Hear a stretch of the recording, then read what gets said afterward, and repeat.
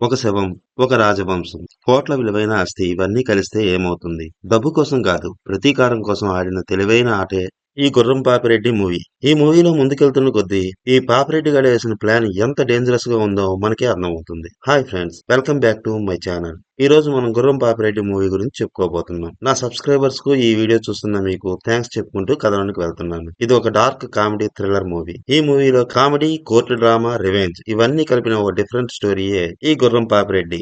ఈ కథ ఒక నిశ్శబ్దమైన కోర్టు హాల్ తో మొదలవుతుంది. జడ్జి కుర్చీలో బ్రహ్మానందం. అతని ముందు నిలబడ్డాడు ఒక సాధారణ యువకుడు. పేరు గుర్రం పాపిరెడ్డి. జడ్జి గారు అడుగుతారు, ఈ కేసులో నీకు సంబంధం ఏంటి అని. పాపిరెడ్డి నవ్వుతూ చెప్తాడు, సంబంధం కాదు సార్, ఈ కథ మొత్తం నేనే. ఇక్కడితో కథ ఫ్లాష్ బ్యాక్ లోకి వెళ్తుంది. ఖమ్మం జిల్లా ఒక చిన్న గ్రామం. ఆ గ్రామం నుండి వచ్చిన ఏకైక గ్రాడ్యుయేట్ పాపిరెడ్డి. గ్రామస్తుల బాగు కోసం చిట్ ఫండ్స్ బిజినెస్ స్టార్ట్ చేస్తాడు. అందరూ తమ కష్టార్జిత డబ్బును అతని దగ్గరే పెట్టేస్తారు. కానీ ఒక్కసారిగా ఆ బిజినెస్ కూలిపోతుంది.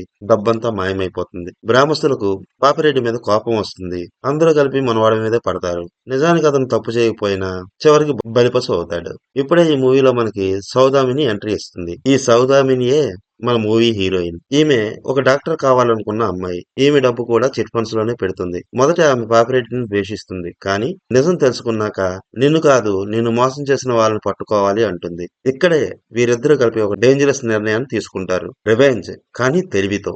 డబ్బు ఎలా తిరిగి తెచ్చుకోవాలి, అసలు దొంగల్ని ఎలా ఎదుర్కోవాలి. అప్పుడే పాపిరెడ్డికి ఒక షాకింగ్ ఐడియా వస్తుంది. ఒక పాత రాజవంశం, వారసత్వ హక్కులు, డిఎన్ఏ టెస్ట్, శవాన్ని మార్చడం.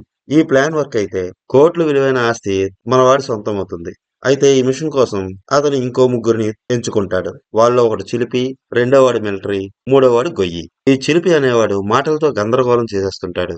మిలిటరీ అనే పేరున్న ఈ వ్యక్తి రిటైర్డ్ ఆర్మీ మ్యాన్. గొయ్యి విషయానికి వస్తే శ్మశానంలో గుంతలు తవ్వే అమాయకుడు. వీళ్ళందరికీ మన మూవీ హీరో డబ్బు ఆశ చూపించి ఈ రిస్కీ ప్లాన్ లో దించేస్తాడు. వీళ్ళందరినీ తీసుకుని శ్మశానానికి వెళ్తాడు. అసలే రాత్రి, చిమ్మ చీకటి, పూర్తిగా నిశ్శబ్దం. అదంతా పెద్ద శ్మశానం. గొయ్యి చేతిలో గుణపం. ఒక శవాన్ని బయటకు తీయాలి. ఇక్కడే మొదలవుతుంది అసలైన డార్క్ కామెడీ.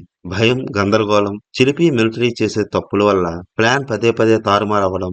చాలా కష్టపడి చివరికి శవాన్ని మార్చే పని పూర్తవుతుంది. కానీ వాళ్ళకు తెలియని విషయం ఏంటంటే ఇది కేవలం మొదటి అడుగు మాత్రమే. శవాన్ని ఒక శ్మశానం నుండి ఇంకో శ్మశానానికి షిఫ్ట్ చేసిన తర్వాత వీరి ముగ్గురికి పాపిరెడ్డి ఎంత అయితే డబ్బులు ఇస్తానన్నాడో అంత డబ్బులు ముట్ట చెప్పేస్తాడు. జస్ట్ ఒక శవాన్ని మార్చినందుకు ఇంత డబ్బు ఇచ్చాడా అని, అసలు ఇందులో ఏదో మోసం ఉందని, అది మాకు చెప్తావా చెప్పవా అంటూ వీళ్ళ ముగ్గురు పాపిరెడ్డిని గట్టిగా అడుగుతారు. చెప్పకపోతే ఈ విషయాన్ని మేము బయట పెట్టేస్తామని బెదిరిస్తారు. దాంతో చేసేది లేక పాపిరెడ్డి తన ప్లాన్ ని రివీల్ చేస్తాడు. ఒక రాజవంశానికి సంబంధించిన వంశస్థుడి శవం ఒక చోట ఉంది. అయితే ఆ శవాన్ని తీసుకొచ్చి గుణపం వాళ్ళ తాత శవాన్ని ఏ శ్మశానంలో అయితే పాతిపెట్టారో ఆ చోట ఇతని శవాన్ని రీప్లేస్ చేస్తే తర్వాత మనము ఈ రాజవంశానికి వారసుడు గుణపమే అని కోర్టుకెక్కొచ్చు. మన గుణపమే ఆ రాజవంశానికి వారసుడు అని తెలియజేయడానికి ఆధారాలు వెతుకుతూ చివరిగా డిఎన్ఏ టెస్ట్ కోసం మన గుణపం వాళ్ళ తాతయ్యను పాతిపెట్టిన చోట ఉన్న శవాన్ని ఖచ్చితంగా బయటికి తీసి దాన్ని డిఎన్ఏ టెస్ట్ చేస్తారు. అప్పుడు మన గుణపం ఆటోమేటిక్ గా ఆ రాజవంశానికి వారసుడైపోతాడు. అప్పుడు మన చేతికి కోట్ల ఆస్తి వస్తుంది అంటూ తన ప్లాన్ ని రివీల్ చేస్తాడు. ఇదంతా ఉన్న వీళ్ళు చాలా షాక్ అయిపోతారు. అంటే మాతో పాటు ఉన్న గుణపాన్ని నువ్వు ముందే సెలెక్ట్ చేసుకున్నావన్నమాట. మాకన్నా ముందే గుణపం నీ ప్లాన్ లో నీతో పాటు ఉన్నాడన్నమాట అంటూ కొంత షాక్ తింటారు. అయితే మన పాపిరెడ్డి గుణపాన్ని ఎంచుకోవడానికి కారణం ఏంటంటే గుణపం చాలా అమాయకుడు, డబ్బు పైన ఎటువంటి ఆశ లేని వ్యక్తి. కథ ఇప్పుడు కోర్టు రూమ్ షిఫ్ట్ అవుతుంది. జడ్జి పాత్రలో బ్రహ్మానందం సీరియస్ కేసును కూడా కామెడీగా మార్చేస్తాడు. ఇక్కడే మొదలవుతుంది అసలు గేమ్. ఎవరు నిజమైన వారసుడు, ఎవరు నకిలీ, డిఎన్ఏ టెస్ట్ రిపోర్టు ఏం చెబుతుంది. పాపిరెడ్డి చేసే ఎత్తుగడలు కొన్నిసార్లు తెలివిగా, కొన్నిసార్లు సిల్లీగా ఉంటాయి. కోర్టు హాల్లో జరిగే సీన్స్ చాలా ఫన్నీగా, ఒకేసారి టెన్షన్ గా కూడా మారుతాయి.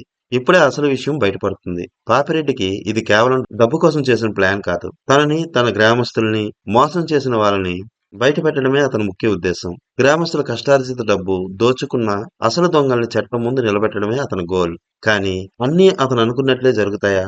ఇక్కడే కథలో కొన్ని పెద్ద ట్విస్టులు వస్తాయి. కోర్టులో చివరి వాదనలు, డిఎన్ఏ రిపోర్ట్, రాజవంశం రహస్యాలు, నిజం నెమ్మదిగా బయటకు వస్తుంది. పాపిరెడ్డి ఆటలో కొంత భాగం గెలుస్తాడు, కొంత భాగం చేజార్చుకుంటాడు. డబ్బు పూర్తిగా అతనికి దక్కుతుందా లేదా అన్నది క్లియర్ కాదు. కానీ నిజం మాత్రం బయటపడుతుంది. మోసగాళ్ళు బయటపడతారు. రాజవంశీకులు అంటారు ఆ గుర్రం పాపిరెడ్డి మమ్మల్ని మోసం చేశాడు అని.